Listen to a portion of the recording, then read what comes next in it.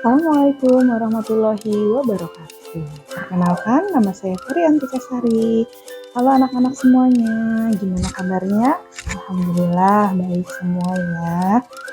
Nah, sebelum Ibu kasih tahu, kira-kira ada yang tahu tidak komponen biotik itu apa saja ya? Ibu beri waktu 10 detik ya.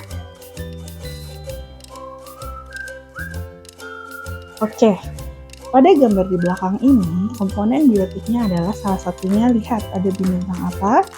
Ada bebek, ada ayam, ada angsa, manusia. Jadi, komponen biotik adalah makhluk hidup.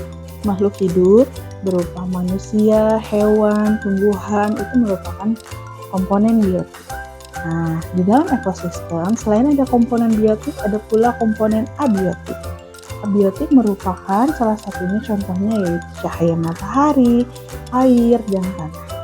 Oke anak-anak semuanya, hari ini kita akan belajar tentang ekosistem ya. Nah, apa itu ekosistem? Semua makhluk hidup memerlukan lingkungan tertentu untuk memenuhi kebutuhannya.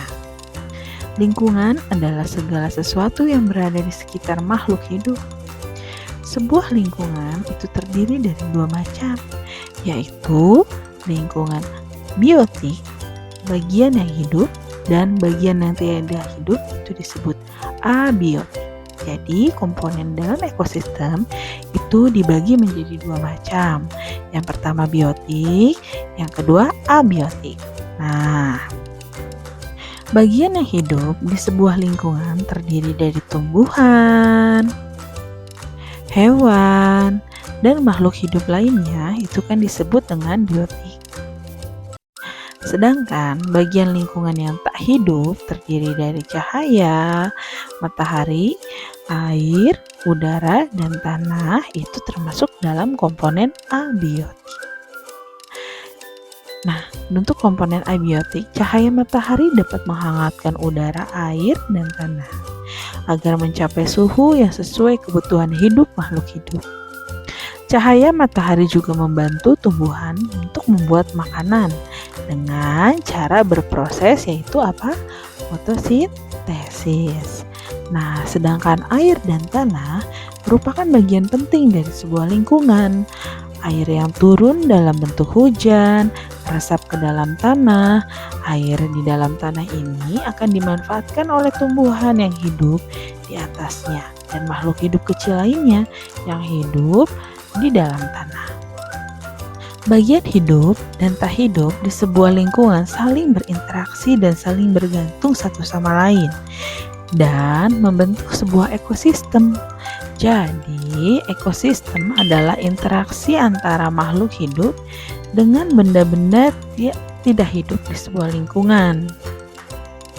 Ekosistem tersusun atas individu, populasi, dan komunitas. Apa sih individu itu?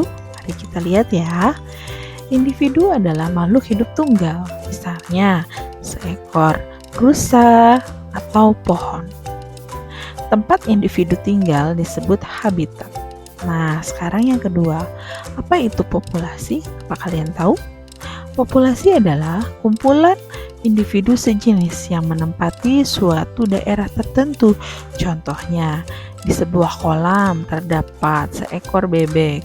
Kalau seekor kan individu. Nah, populasi ini jadi ada kumpulan-kumpulan bebek.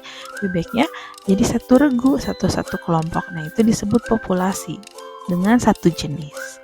Nah, yang ketiga itu adalah komunitas. Nah, komunitas adalah populasi makhluk hidup di suatu daerah tertentu. Contoh komunitas adalah komunitas sungai, komunitas padang rumput. Wah, banyak sekali ya. Bagaimana pembelajaran hari ini? Sudah mengerti? Oke, kita lanjutkan ya. Kita lanjutkan untuk bermain games dengan cara mengklik tombol di bawah ini. Silakan mencoba.